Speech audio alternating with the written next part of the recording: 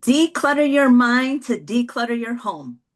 Or is it the other way around? Let's talk about it. Hi, I'm Andy, and it is Mindset Matters More. And today I am thrilled to welcome Lisa Archilla to the show. Lisa is a certified life coach, professional organizer, and the founder of The Conscious Organizer. Drawing from her experience growing up in a hoarding home, she knows firsthand that clutter isn't just about stuff. It runs deep into our psychology, emotions, and energy. Through her private coaching and popular course, Decluttering Mastery, Lisa helps people move past the anxiety and overwhelm to create peaceful, satisfying homes from the inside out. With over 3 decades as an educator and a true passion for holistic well being, she guides her clients to clear both their inner and outer clutter so they can finally unlock the calm, fulfilling lives that they deserve. Lisa, welcome, welcome, welcome to the show. Oh, thank you so much, Andy. Thanks for having me. I am so happy that you're here today because, as somebody who loves to clean, not really, but let's get into it. Okay, so my question for you is this: energetically, what is the difference between a mess, clutter, and hoarding? Wow. Okay. That's a great question. So, well, let's back into the hoarding part of it first because, as you know, hoarding is a diagnosable, you know, condition, so to speak. And I think so many people use the word and think they are, and it's a very small percentage of the population. So I always want to be careful about, that label and just using that term because as a professional organizer, whenever I show up at somebody's house, they always say, "Oh, I'm such a hoarder," but they're not, like they're really not. So, beyond that, though, there's chronic clutter. And that's Mhm. where a lot of people, fall into. And I think energetically, uh, you know, there's such a spectrum, right? Like you can just be busy and the things pile up, laundry, paperwork, all that. And it's a life event trigger. Matter of fact, most of the people that come to professional organizers are coming because there was a life event. They had a divorce, a death in the family. They were ill for a long time. They lost their job. They moved. Something happened externally and it got them out of balance energetically. On the Mhm. inside, they got out of balance, and so the outside got out of balance. Um, and those things are, once they work through that event or that situation, they're okay. They were okay before, they were on top of things. They can go back to being okay. But then there's a lot of people, and this is a big percentage of the population that just really struggle chronically. Could have been their whole lives. They just feel like they never quite get pulled together. And I think energetically, that's one of those things that feels heavy, instead of just like, oh, I know I just need to get on this and I'll do it next weekend kind of thing. So I'm not sure if that answered your question, but Oh, no, yeah. absolutely. I think there is definitely, and really what I wanted to highlight was that hoarding is something that is diagnosable. It is actually something that has to be treated by somebody who's a professional, like a therapist or something. And but Right, most of us do collect, and we keep acquiring, and just like you said, there can be an instance of something that triggers, like all of a sudden it's just kind of gotten out of hand, right? I mean, right. when we moved into this apartment, we just brought all of our stuff with us, going from, a 1,200 square foot place to a 900 square foot place. And it's like, we just have too much stuff, but where do you start? So it's not necessarily that anything bad has happened, Right. but it can just cause this feeling of like, I don't even know where to begin. So, Right. where do people begin? Okay. So I feel like to figure out kind of, I guess we use the word diagnose why you feel like you can't get on top of it. There's kind of four aspects. The first one is just skills. Like you just may not know basic organizing skills. Parents don't really teach that stuff. And so we kind of just grow up, fending for ourselves and trying to figure it out. Some people kind of naturally bend towards being, you know, organized and knowing how to do that, but not everybody. And so that's kind of just information, organizing principles, methods, that's all over YouTube. You can, hacks, there's TV shows, all that. The second thing is systems. And I think systems are really important because systems set you up with a sequence to know how to carry through an activity. So, for instance, mail, like paperwork. Paperwork is a huge problem for a lot of people. People just don't like to deal with paper, right? And so, creating a system around the mail. Who gets the mail from the mailbox into the house? Who processes the mail? Who separates out recycling from important stuff? Who takes the mail to the person that it was addressed to? Who opens the important stuff and pays the bills? And then who actually takes care of the end archiving or filing of the papers that need to be? I mean, there's all kinds of steps, right? You could do the same thing with laundry, especially in a family situation. Where does the dirty clothes hamper live? How do the dirty clothes get to the laundry room? Who does all that? Okay, so systems are really important because they establish roles in the family and they clarify who's responsible for what. And so it just gives you a sequence step where everybody is on board. And so you kind of can see where things break down if it breaks down. Now, the third one is structure. And so, especially when you move, this is a big one because structure is drawers, shelves, carts, hooks on the wall, anything that attaches or sits in your house that's, like furniture. Closet design fits into this too. And so this is one of the biggest things for people that move, and that is what shapes fit, like drawer organizers in their old house. Maybe their drawers are a different shape now. And so all that stuff doesn't work. You have to start over. Your closet may just be poorly designed. You may have a appropriate amount of clothing. It just may be that your closet doesn't support the clothing shapes and quantity and whatever that you have, right? And so when you move, oh, and then the fourth one is behavior, and that's the non-information one. So like behavior loops, identity stuff, trauma, all that. Fourth one. But when you're talking about just a move, it's really figuring out what is the priority of usage in categories. And I'll back up a little bit. My brain was going to all my four little principles, but when you move, you have to basically start from scratch, right? And Mhm. so the secret weapon to all organizing, this is organizing 101, is really categories. If you literally just see everything in your house as belonging to a group of things, a like family, then you're going to be 80% of the way there. And then, of course, after you've grouped things into categories, they need to live in proximity to where you'll use them, right? And then the Yeah. third principle is basically just that location, whatever the structure is, needs to be super easy, like no friction. The more friction in a system or a structural interface with your stuff, the least likely you are to follow through and put stuff away. Oh, and I would never think about the structure of things impacting the way that we sort of interact with our stuff Mm. because I my brain goes to how can I make it work? How can I make it fit? How can I shoehorn it in so Right. that it's there? But now that like I recall things, like there's some areas of my house that I don't necessarily access on a daily basis, and that's Mhm. kind of like the place where the lost things go. Right. So, do you Right. find that in the spaces when you have things that are not functional, that you have dead spaces within your home that like will often be the place where accumulation happens of things that we don't necessarily use on a daily basis, or do we find that we just look for places to put the stuff that we don't use and kind of create the dead space? Like, what came first, chicken or the egg? Right. Well, I'm not sure to have, I'm not sure if I can answer that, but I will say that we will fill up whatever space we have.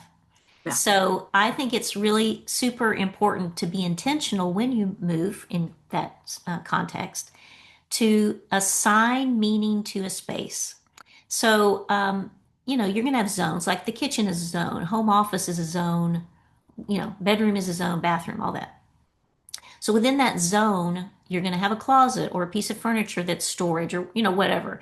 But assigning a meaning to a specific space, even if it's a drawer, is really important. Because again, it's those categories. You don't want to split the location of a category because as soon as you do, you will forget about the second location. So then you go buy more stuff because you don't think you have any more. That's especially true with pantries and kitchen stuff. And so I think what happens is we don't think in categories and we're not that intentional. And so places like the guest bedroom or the garage become storage rooms, right? Because they didn't really have a definition. They were just like an empty room. And so, yeah, I've got this in my hand. I don't really know where it goes. And so I'm just going to take it to the guest bedroom or I'm going to take it to the garage. So is it that the space is there first? I don't know, but I know a lot of us are pigeonholers. Like if we just see space, we're just gonna, oh, that shouldn't be there. So let's put something in that spot. But when you're intentional about the space, sometimes you design empty spaces into the context of the zone. And space creates peace, right? So I always try to also say somebody's minimal is somebody else's like nightmare, right? So everything is very subjective. When I work with my organizing clients, I don't go in and say, okay, we're going to get rid of all your stuff. It's not. It's more, especially energetically, it's what's bugging you, right? Mm. And so if something's on your radar and it's bugging you, then that's internally the sign that let's look at that, right? Let's figure out why this is bothering me. Is it something that's, just external, like a structure issue? I can just buy a shelving unit and I'm good. Or is it something deeper, like I really don't want to let this go? This quantity of my particular category is too big to fit into this space that I've allocated for it. And it's really hard for me to think about whittling that down and editing that category. Could be clothes, could be memorabilia, right? Just whatever Mm. the category is. Um, so it's a dance definitely between space and contents constantly. And how does it fit into this like energy about people who keep acquiring more, not necessarily in like a hoarder sense, but keep acquiring more, thinking that it's going to somehow fulfill that peace of mind that they're looking for inside? How do we reconcile, the fact that, and again, I know it's not hoarding, but there is a time where it comes to Yeah. like, I'm just not acquiring enough stuff in order to be able to feel fulfilled. And how can we go from shifting that mindset into, let me be intentional with it. Let me find the things that actually fulfill me, fill me with joy and happiness and love. Like, how can we begin to do that? So great question because sometimes that's the thing that we, because we don't know that, we just think we're doomed, lifetime sentence. And I think a lot of times um, we see it as something that we're just born with, like it's in our DNA, like our parent was like that, or Uncle Charlie was like that, and so we're just like that. It's not going to change, whatever. But we desperately want it to change, and so then we get discouraged about that. But it really is a lot of identity work, and I think with my clients, of course, it's internal. So it is part of examining, behavior loop is throwing kind of a technical term, but there is a sequence, obviously, when you take an action. That action wasn't just random or serendipitous, right? So let's take a step back and look at just beliefs, because honestly, it all comes down to beliefs, right? That is the energy of it. Whatever you heard as a kid, I, for instance, say you had a messy room, and your parents or your mom or dad just said, your room is just always messy. Like, why can't you, take care of this? Maybe your desk was messy at school, and your teacher said, made a comment. Well, after a while, when you hear those comments, obviously that thought about becomes a deeper belief, and you label yourself, well, I'm messy. I'm lazy. I don't follow through. I'm incapable of creating a clean space. I don't understand how to do it. It's just me. Or even the ADHD label comes in. Well, I just have ADHD, so I'm never going to be able Mhm. to do this, right? And you may have ADHD and you may have neurological, hurdles that other people don't. But the belief that you have ADHD and therefore you're never going to be organized or therefore you are damaged, right? It's a belief and beliefs can change. And so the root of my work is really going to find out what are you believing about this situation and what is that I caused you to identify yourself as, and then going in and kind of unraveling that. Oh, I love it. I love it. You touch on so many parts about identity and evolving and really digging at the root of why we do what we do, whether it's from purchases to how we store things to all that wonderful stuff. And I'd like to shift the focus a little bit to your story because I remember when we were talking about your history and how you grew up in a hoarding home and how was your transformation? How was it when you decided that this is not the path for me, that I would like to essentially go in the opposite direction and Right. help those, people to, you know, organize their life and get to a point where, everything in their home is in harmony along with, who they are as people. Right. So my mom was never officially diagnosed. I mean, I'm 61, so, that was in the 60s when I was born. And, she would never have even known about that. But I just feel like if she had was alive today, she would have really been clinically diagnosed that way. So I don't use that word lightly in her setting. And, that was it was it was a big crowded house. It was a 3,000 square foot house, and there were garment racks in the hallways and in the bedrooms. Every closet was completely full. We couldn't go into some of the rooms. There were clothes hanging on all the door facings. The kitchen was completely full of Tupperware. We didn't have so much to go containers then, but all the floors where there was just sacks and bags and boxes, and it was not quite what you see in the hoarder TV show, but it was enough that it was impactful. Mm, And so one of the things that you take away in that setting, at least for me, and I think I'm probably pretty typical, is you just have such a sense of lack. I mean, that's mm, the energy that the parent, or in this case, my mom, was um, messaging out. She didn't know she was doing that. And, my mom loved me, and I always feel strange about sharing these stories, um, because I don't want to throw shade on my mom. yeah, She would have absolutely. been devastated if she understood the impact that it was having. But she was in a lot of chronic pain and discouragement about her life situation, and she just was an unhappy, angry person.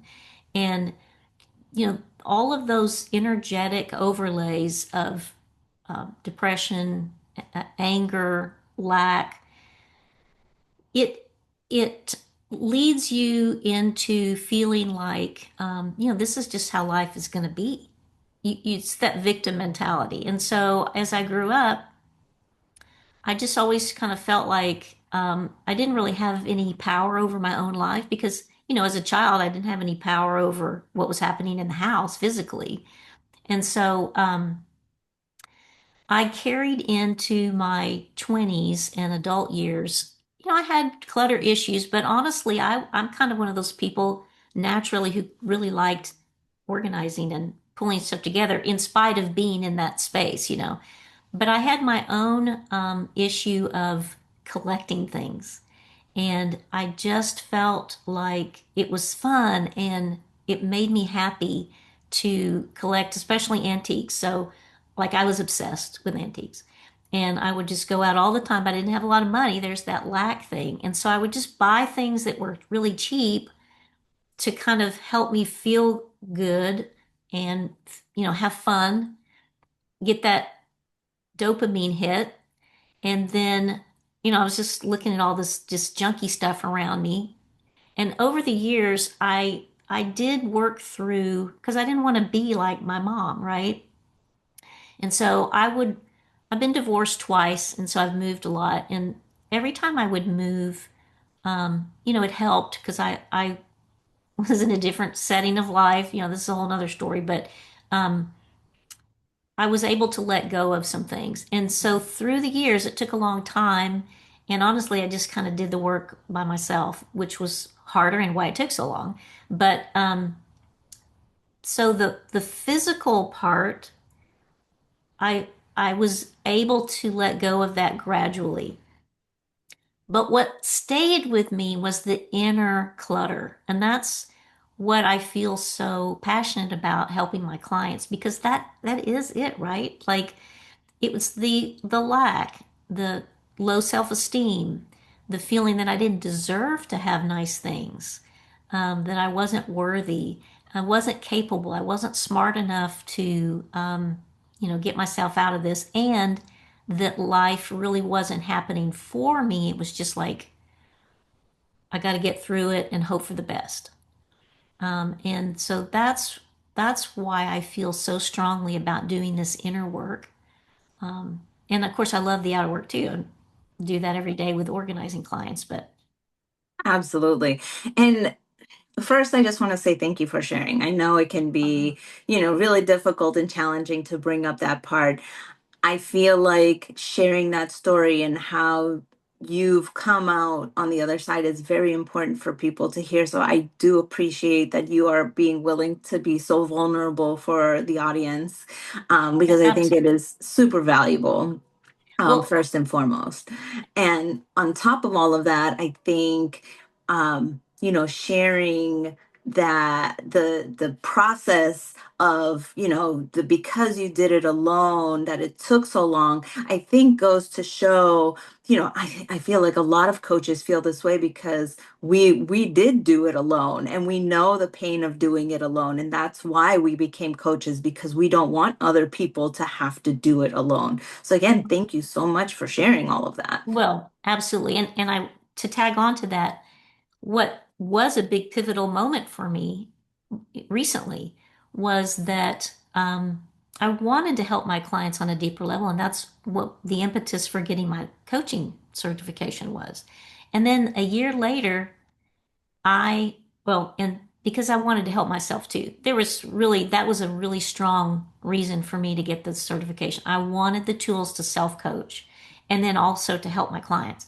But what happened shortly after that is my business just tanked, my organizing business for no reason. Like 9 months in a row, I was having panic attacks and it was bad. And I just thought, well, I've got to deal with this. This is some inner work stuff, right? And Yeah. so I had the tools from the my certification and also the coach connections that I had made, some colleagues. And so I just dove in and did that inner work and finally got to, I've been putting it off for so long, right? But it was a turning point for me. And I that to me it was proof and evidence because of the change that I was able to make on the inside.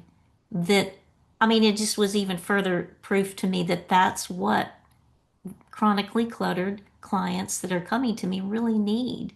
They need to be able to go in and use these tools, and it's possible. I mean, I guess that's my point. I'm proof now that it's Yeah. possible because I came out of that totally, not fixed because obviously there's going to be layers of us healing the rest of our lives, right? Yeah. But I am a different person having gone through that process. And I have such a different response now to my triggers about lack and money. So for me, it wasn't so much the physical stuff at this point in my life, but it was still the lagging, deeper, heavier stuff that had been hanging on all these years, right? So it's exciting. Yes, and I think again, you just hit the nail on the head with how the inner work and the outer work, even though they might seem separate, they're really Mhm. not. And Yeah. I that was really why I wanted to start the show the way that I did, is because you're actually the second coach that I interviewed that focuses on the outer work, but also the inner work, and having those two things combined to create this magic within people Right. that we might not realize is actually, happening because our the outer world reflects the inner world that Right. projects the outer world, and like so on and so forth. And Yeah. so we can get caught up in, let me keep just doing the inner work, let me just keep doing the inner work, and everything will be fine, everything will be fine. But we also have to address the outer work, and there are people who get stuck on, let me just organize and hyper focus on containers and where everything Right. goes and everything, and never address the inner work. But it's a balance. Yeah. It's both the inner and the outer, and you bridge that so beautifully. No, thank you. Um, Yeah. when you find that you start working with a new client, what are some things that have led to like some surprising aha moments for them? I think that they're surprised about how far back the beliefs started. They just think they don't know how to organize, right? But when you start really thinking about the patterns and the emotions involved, when did you start feeling that emotion? What was said, whatever, I think they're really surprised. And the other thing is so nice, is that once they see that it's just a belief, it takes such a pressure off of them feeling like something's wrong with them, you know? And that's just a lovely thing to see. Um, yeah. Yeah, the idea, and I think it's such a human thing to feel like, well, if I don't know how to do this thing right, there's something wrong with me, that I'm broken, that I don't know how to human correctly. And we penalize ourselves, we hold it against ourselves, and it can manifest in like so many different areas. I know with my clients, it's like, oh, in this one area I'm not succeeding, that means I'm a failure. Oh, but Right. you're like a CEO who makes a lot of money, who Right. has a lot of friends, and like, so we tend to conflate, one area of our life, or maybe a couple areas of our life, with like really giving us our worth, and it Mm-hmm. transmuting into other areas of our life. So I think that Right. coming from a place of, this doesn't give you your value, we're going to work with this, and we can move to the other side of this, because again, there are reasons why, and things that we can work through in order to be able to he- start the healing process. Right. 100%. And truly, whatever is happening in your home, like whatever you see in someone's home, is a reflection of what's happening on the inside.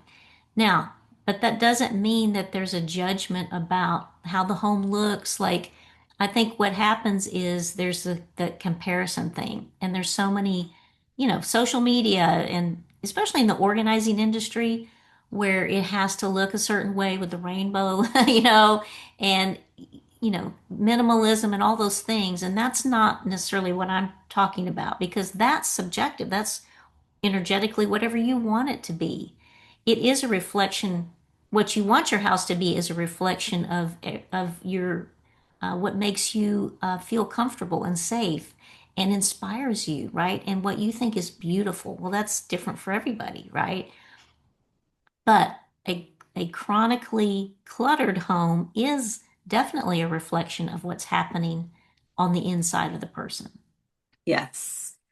You segue right into my next question, which is how social media is making an impact on what we believe a clean or an organized home is supposed to look like, and how so far out of the realm with all like the restocking of the refrigerators with all the containers and color coding and the labels and the aesthetic of it. Right. What does actual decluttering versus having an aesthetic like, and how does social media like really play into that? Okay, so, well, first, let's make a distinction between decluttering and organizing. So, decluttering is actually having less stuff in a Okay. sense, right? Like you're taking stuff away. You're having less to organize. That's like step one. That's right. And that is the first step in organizing. In any organizing method, you declutter first because you don't want to set up systems and structure and things like that on stuff that you're not going to keep or that's trash. Interestingly, probably about 25%, at least in my experience, of chronically cluttered homes is trash. It's like straight up just trash. So if you just walked around with a trash can, you'd be 25% down the road, right? So decluttering is critical to this to the process. But that doesn't mean you're going to be organized just because you Mm. have less stuff. And then conversely, that's true. And this is a big one in social media. You cannot declutter and just keep everything and be organized if you have a big enough house, right? So those are two different. Organizing means everything has a home, it's in a good location and it's easy to access and. So if you have a 8,000 square foot house, go for it. But I still go back energetically to this concept that all that really matters is how you feel in your home, period, right? And we're at different stages in life. We have different desires, things that make us happy, different preferences. And so it's not a correct way, is not a good thing to overlay a general perception or expectation of what an organized home or what a decluttered home looks like because it not only is different for each person, but it's going to be different for you at different seasons in your life. And so you have to tap into what do I feel right now? What is important to me? What is my preference? What do I want to feel when I go into my home? And if you feel like it's chaotic or dirty or it's just not allowing you to function like you want to. Maybe you want to have people over and you're embarrassed because there's too much stuff sitting around, right? It's keeping you from activities. Maybe you are a big crafter and your craft room is so crazy full that you can't even sit at a table and glue a bead on something, like Yeah. so it's what's happening in the moment, what you want the space to be like, and then that's going to direct you into to how much decluttering do I need to do versus straight up organizing. Now, but your question though is social media. So social media is basically just saying it should look this way. And there's Mm. pressure on both ends of that spectrum. Like there's pressure to be high end, expensive bins, um, you know, gorgeous master closet redos. And then the other end is the minimalism. And to me, those are both equally pressurized expectations. And we Mhm. just have to go in the middle. I mean, also, no shade on either one of those. That really may be what lights you up. And if you love the way something looks and your environment being beautiful, then you are going to be in a high end situation and you are going to spend money on those things. So great, right? But it's just not, that's not for everybody. Right. So before we wrap up here, okay, I want a little hack from you, a little tip. What would you say is one place that more people could really focus their decluttering in? Like a place that most people forget. Like, let's just highlight it and remind people.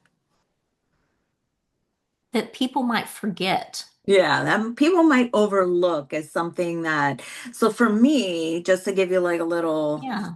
for me, it was my spices. Like I Mm. hoard, sorry for using the word, but I That's- keep I get spices. it. And then I like went through them and I'm like, this was expired in 2017. Like, what am I doing with this? And when I went through all of them, I realized like I don't have any viable spices. And then it would like I never would think to declutter my spice rack.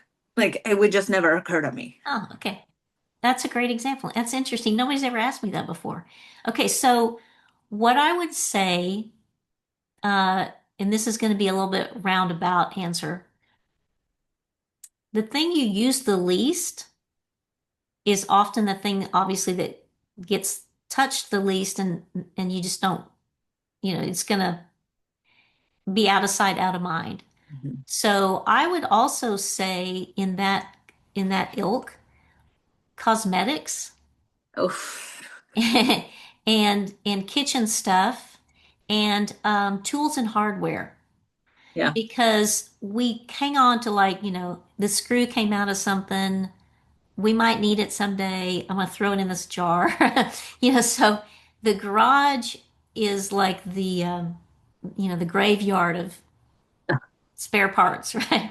And Yeah. so, and those take up space. Cosmetics take up space in the bathroom, and bathrooms don't usually have a lot of storage. So that would be a great place to go in and decide, this is still something I want. And And they expire. that's right. And the kitchen is pantry is a big one because you do have expiration date, issues in there. And sometimes we buy things for a special occasion. I know a lot of people do baking in the only at Christmas time. So they buy a lot of baking supplies, but they don't really bake the rest of the year. And so they forget about them. And, a year later, they may have already expired. Mm. So anyway, I'm sure I'll have to think about that. That was a really interesting question. Um, the other thing I would just say to that is there is a thing called clutter blindness, Mm. which is just you've lived with stuff so long you don't even notice it. Like the spices, you didn't even like, they're there, right? So sometimes if and this takes some courage, but somebody fresh coming into your home sees stuff that you don't. Yeah. And just like I see stuff when I go to a client's house, they're just used to looking at it, right? And so when I come in with fresh eyes, it really helps me to be able to facilitate and direct them into what, might be a good place to start that they just hadn't noticed. So it could be that just a family member notices something that's kind of, why don't we do something about this kind of thing? So it can be uh, I don't want to say hurtful, but it's kind of a sensitive thing if somebody says so. If you're game and steeled enough to take that, that can be a source of, I guess, inspiration and direction. Yeah. Letting people in your house and saying, hey, where am I messy? Gotta be Well, yeah, and you got to brave. be really strategic Yeah, about who you yes, yes. ask. So that is Yes. not for the faint of heart. I'm not necessarily advocating that, but I'm just saying because of clutter blindness, you just may not know stuff's Ah, happening. yeah, So, definitely. Well, Lisa, I am so grateful that you got to come here and share your wisdom with us. Please let people know how they can get in touch with you, where they can find you, social media, like just what projects do you have coming up? Because I'm sure after this, people will want to know more about you. okay, thanks, Andy. So, I'm on all the socials. The con at I have actually two businesses. If you're local, I'm in Fort Worth, Texas, and my professional organizing business is B and Peacock Organizing. But for most of y'all listening here and that will be listening to the podcast, it's going to be the Conscious Organizer, which is my coaching business. And I have a great website with lots of free resources. And that's the best way to contact me is through the website. It's just going to be info@theconsciousorganizer.com. But also on the website, there'll be pages about ways to work with me. So one-to-one coaching, group coaching. I have several courses. My Decluttering Mastery is my signature course where it's a very small group, but it's a 12-week course where we, dig down deep and do that inner work so that you can do the outer work. It also has an outer work component in it, so it's a nice hybrid solution. And then I have a program, or not a program, just a little standalone, very inexpensive course for moms with very young kids, and the moms are really struggling to know what to keep, all those school papers that come in Mhm. and the, awards and trophies and all that. It's a called the Treasure Keeper System, and I just really think it's a great little thing because it helps create a system, and like it has ceremonies and things that you can do with your kids to really honor what you keep, but it gives you a framework to know what to let go of and what's important. And then, as you know, being a Mind Valley certificate person, we have access to the 6 phase meditation that Vishen did. And I'm creating a course based on the 6 phase meditation around decluttering and letting go of specifically, organizing stuff. So I'm really excited about that. That's going to come out in a couple of months. So anyway, if you just go to the website, all of that's there. Would love to visit with you, jump on a call. Anybody that would just like to ask questions, happy to answer. Thank you, thank you, thank you, Lisa, for sharing your time, space, and energy with us. I am so excited to put this out. And everybody, please like, subscribe, follow Lisa on her socials, and we will see you guys later. Bye.